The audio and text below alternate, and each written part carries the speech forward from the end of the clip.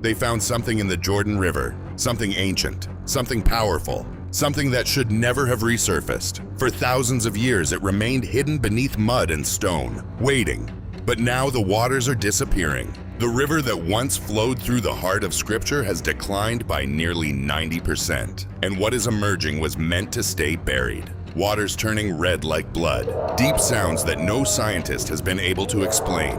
The Bible declares that the Jordan is a meeting place between heaven and earth. A place where God acts. A place where history changes. Jesus said, "When you see these things, know that the time is near." Is God trying to wake us up? Are we witnessing a sign in real time? The Jordan is no ordinary river. It begins at Mount Hermon, flows through the Sea of Galilee, and empties into the Dead Sea. There Joshua crossed into the Promised Land. Elijah parted its waters. Naaman was healed. And John the Baptist baptized Jesus Christ. This river is holy ground. But something has changed. The Jordan is drying up. Where there was once deep water, there are now cracks. Places that once required boats can now be crossed on foot. Scientists point to climate change and drought, but they cannot explain what has emerged. Ancient structures, artifacts older than recorded history, sounds rising from no visible source. And that is only the beginning. People living nearby have reported strange phenomena, lights above the water, vibrations without earthquakes, a heavy feeling in the air as if something were awakening. Some people pray, others flee. Researchers arrived expecting to find historical remains. Instead, they found something that defies all logic. The Jordan River is revealing secrets, secrets that align with ancient warnings, with signs described before the return of Christ. Coincidence or prophecy? Because when the waters recede, what was hidden is exposed. This is a call to purification, a preparation before crossing over. Then the deep, constant sound began, impossible to ignore. No storms, no visible cause. Yet it kept returning, again and again. It did not come from the sky. It came from the earth. Witnesses described it as a groan. Others said it sounded like a distant trumpet. Soon, recordings began to appear, videos showing the ground trembling beneath people's feet. The world started paying attention. Scientists analyzed the phenomenon. Seismic sensors, radar systems, advanced equipment. The result? Nothing. No tectonic movement, no detectable activity. One researcher admitted, "We have never seen anything like this." And that changes everything, because it appears natural, but it does not behave like anything natural. And when nature breaks its own rules, Scripture speaks. Romans 8:22 says, "The whole creation has been groaning," exactly as the witnesses described. Is the earth crying out? In Revelation, trumpets announce events that shake the world. Could these sounds be a warning? Because in the Bible, the sound always comes before the event. At Mount Sinai, a trumpet announced the presence of God. At Jericho, the sound came before the walls fell. The sound always comes first. Many will deny it. They will say it is simply an unexplained natural phenomenon. But the sounds continue, louder, more frequent. And the question is no longer whether they are natural. The question is whether we are listening to a warning. Because while the world debates, some people already recognize the pattern. Creation groans, the trumpets sound, and what they discovered next made everything that came before seem like only the beginning. When researchers traced the source of the sound, they found something buried beneath the riverbed, something that had remained hidden for thousands of years. As the waters of the Jordan continued to recede, the land began to reveal itself. Cracked mud gave way to ancient stone. Layers untouched for millennia began to expose what had been concealed, and within them, artifacts. It all began with small pottery fragments, scattered but ancient. Some dated back to the Bronze Age, others appeared to be even older. Then came tools, flint blades, grinding stones, everyday survival utensils. Clear evidence of a people who lived long before recorded history.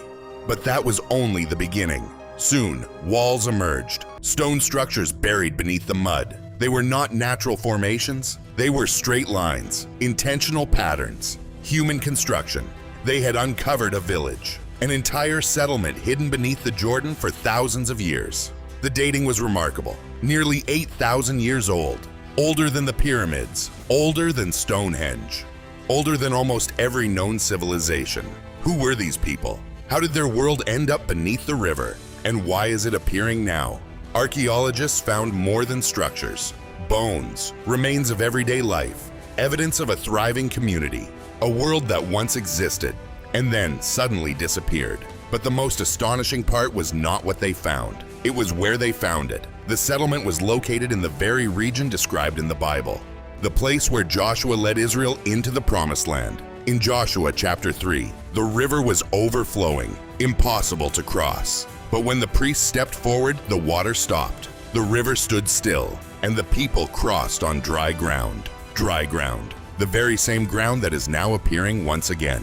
Coincidence or purpose? This is not just archaeology. It is biblical history made visible. Physical evidence aligned with an ancient record.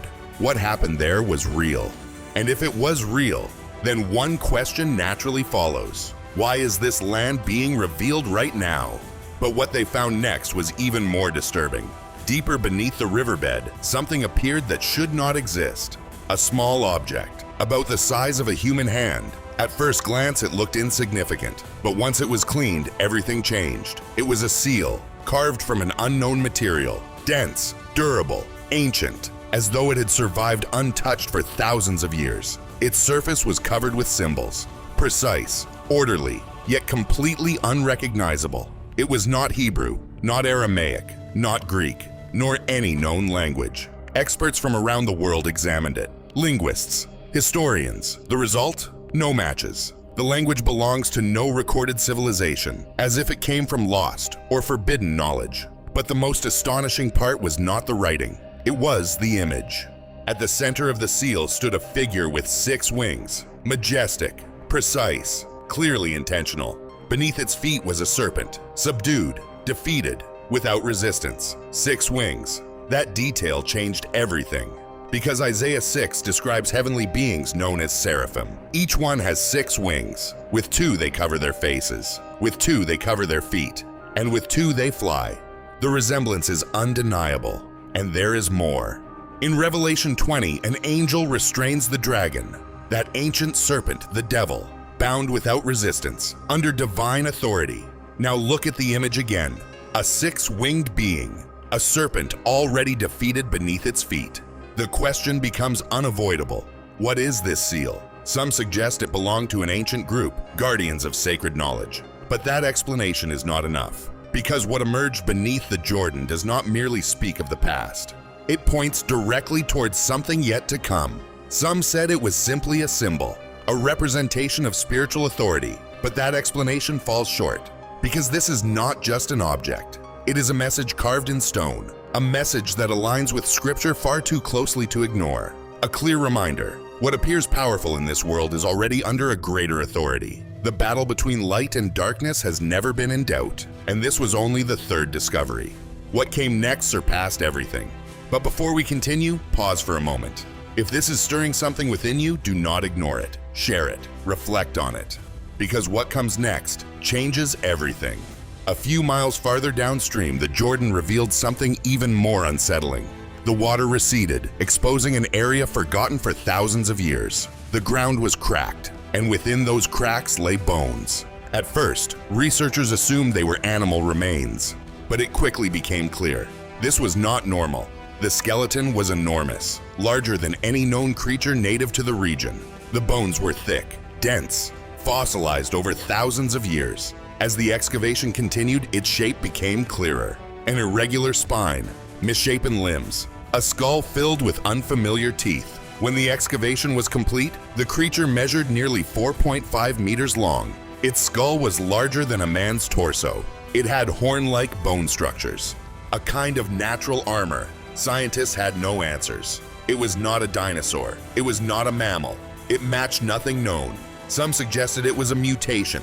Others proposed an unknown species. But quietly, another idea emerged. One that came not from science, but from Scripture. Genesis 6 describes a corrupted world, a time when boundaries were crossed, and the Nephilim appeared, beings of unnatural origin.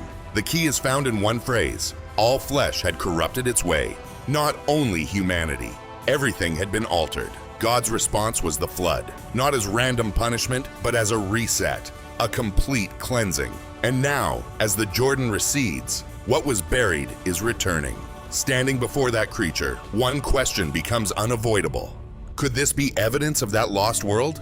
A remnant of what was wiped away? Science rejects the idea, but there is one detail they cannot explain. The bones were not scattered, they were carefully arranged, placed intentionally, as if someone had hidden them. And it was not an isolated case. More remains appeared, more creatures, more anomalies, echoes of a world that existed before judgment. Then the words of Jesus take on new weight. As it was in the days of Noah, so it will be at the coming of the Son of Man. This is not merely a metaphor, it is a pattern. Are we witnessing that same moment once again? Are we standing on the edge of something irreversible? Then, without warning, on what seemed like an ordinary morning, everything changed. The waters of the Jordan turned red, not a faint tint, a deep crimson, like blood. It spread for miles. The first explanation seemed logical: pollution, an industrial spill. But the tests came back negative. No chemicals, no toxins, no identifiable cause, nothing. Scientists tried to explain it, but every theory failed. A red tide does not fit, not in a river, not like this, not this quickly. The water changed, and no one knows why. The images went viral. The entire world was watching. Some were skeptical, others tried to explain it away. But many remembered something. This had happened before. In Exodus 7, the Nile was turned to blood. It was not just a miracle, it was a warning. And now, another river has turned red. But this time, it is not the only one. Reports began emerging from around the world. Rivers, lakes, even rainfall, all taking on the same crimson color. Separate events, yet seemingly connected. A pattern. Then another passage of scripture comes to mind. Revelation 16. Waters turned to blood. Judgment poured out upon the earth. Is this the beginning or merely a warning? Science offers no answer, but scripture has never been silent. The waters are changing, and something is moving beneath them. Something that should not be there. And this time, it is not just a sign, it is something alive. Ancient, silent, watching. What came next was not simply another discovery. It was the moment everything changed. Something was found in the Jordan River. Something alive. Something impossible. Something that left scientists deeply unsettled and theologians searching for answers. The first to see it were fishermen. Men who knew every current, every shadow beneath the water. But this was different. It appeared at sunset. The river suddenly became turbulent. Violent waves. Perfect circles spreading across the surface. At first they thought it was floating debris. Then it moved. A serpentine shape emerged from the crimson water, covered with thick scales, like armor. Then came the eyes, bright, fixed, watching. It was not drifting, it was watching. The men fled without hesitation, without looking back, leaving everything behind. At first no one believed them. Fear, imagination, darkness playing tricks. But more reports followed. Witnesses described something enormous, fast, deliberate. Some claimed it was as long as 3 cars. Others described limbs that folded beneath its body. Then images appeared, blurry but disturbing, enough to spark worldwide speculation.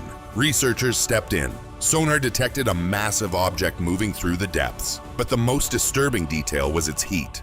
The creature emitted far more heat than expected. It did not match any known reptile. Leaked reports suggested it measured more than 7 meters in length. In a river that is steadily drying up, the question became unavoidable. What is this? Science has no answer, but scripture does. Job 41 describes a creature with scales like shields, eyes that shine, and a presence that stirs the depths. Leviathan. Not merely as a myth, but as something real, beyond human control. And Isaiah 27:1 foretells its judgment, not its non-existence. It exists, but it is restrained. Its story is not over. So what are we witnessing? An unknown species? Or something that has always been there, now emerging? Because if scripture reveals a pattern, then this is not coincidence. It is a reminder. Nothing that is emerging is beyond God's control. Look at the pattern. It is not one event. It is all of them. Artifacts, sounds, creatures, waters, all aligned. From the northern Jordan to the Dead Sea, everything follows a precise line. It is not random. It is intentional. The Jordan has always been a threshold, a place where the visible meets the invisible. In Revelation 9:14, what has been restrained is released at a river, not by accident, but by command. And now, everything is emerging at once. This is not chaos, it is permission. God has not disappeared. The same God who parted this river in the days of Joshua is the same God who allows these events now. Nothing is revealed without His will. Nothing moves without His voice. And this pattern has happened before. In Genesis 6, boundaries were crossed. Creation itself was corrupted. Yet people carried on as though nothing had changed, until it was too late. Jesus warned of this. As it was in the days of Noah, so it will be. The question is no longer whether these events are connected. The question is, are you paying attention? Because signs are never random. They are warnings, windows of mercy before an irreversible change. And that is where we stand. Not at the end, but at the edge. Jesus said, "When these things begin to happen, lift up your heads." Not fear, recognition. Then He made it clear. Stay alert. It is not a suggestion. It is a way of living. The danger is not the signs. The danger is failing to see them. In the days of Noah, the warning was clear, but people ignored it until there was no time left. Today is no different. This is not about predicting dates. It is not about fear. It is about preparation, about examining your heart before the window closes. So ask yourself, if this is real, if it is all connected, where do you stand? Awake, or still waiting for proof that may never come? If this message has impacted you, do not ignore it. Share it, reflect on it, and above all, stay alert.